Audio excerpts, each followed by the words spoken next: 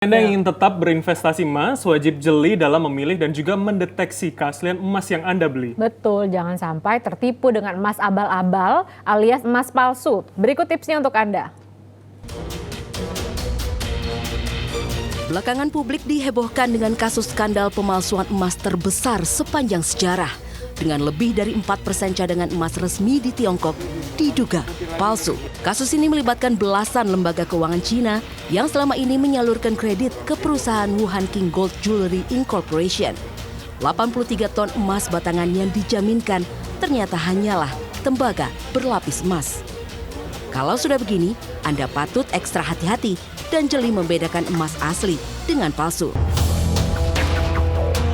Aneka Tambang sebagai BUMN yang mengeluarkan emas batangan dengan besaran pecahan bervariasi telah menambahkan fitur keamanan terbaru dalam teknologi Certicard dengan sertifikat menyatu pada kemasan. Keaslian emas logam mulia dapat dilihat dengan memindai barcode di belakang kemasan dengan aplikasi CertiEye atau melihat watermark pada kemasan di bawah sinar UV. Jika kemasan rusak, maka watermark dan plastik akan terlihat buram.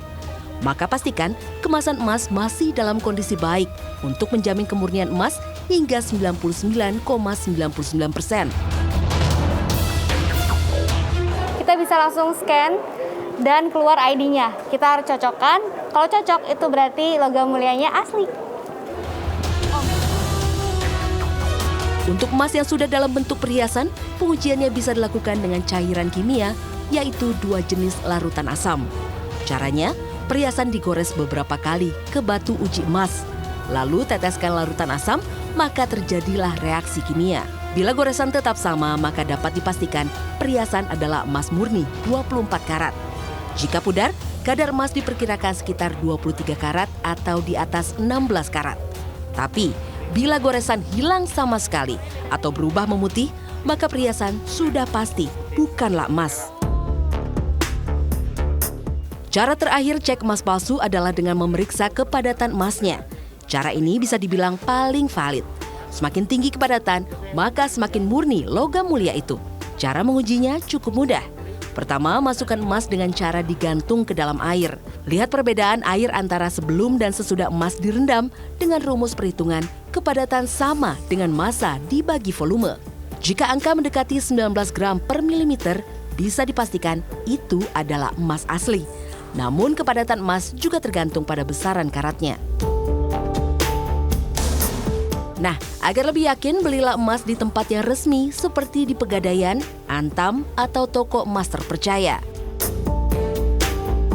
Nah, cantik kan emasnya? Jadi emas ini selain untuk perhiasan bisa juga jadi investasi jangka panjang karena harganya yang cenderung stabil dan tidak tergerus oleh inflasi. Dan kalau mau beli emas harus cermat juga, jangan sampai tertipu dengan emas yang palsu. Bagi Anda yang ingin mengawali investasi emas, emas batangan ataupun emas perhiasan bisa jadi pilihan. Jika dana yang tersedia cukup besar dan berniat untuk investasi jangka panjang, maka emas batangan alias logam mulia layak dipertimbangkan. Karena selain harga jualnya cenderung stabil, kemurnian LM juga lebih terjamin karena setiap pembelian disertai sertifikat yang mencantumkan nomor ID, berat, ukuran, dan tingkat kadar emas. Tapi ingat, di setiap gerai penjualan emas Antam, harga emas bisa berbeda karena pembelian emas batangan akan dikenakan PPh 22 sebesar 0,9%. Namun, pembeli bisa mendapatkan potongan pajak yang lebih rendah bila menyertakan nomor NPWP pada setiap transaksi. Lydia Wijaya, Doni Primo, Jakarta.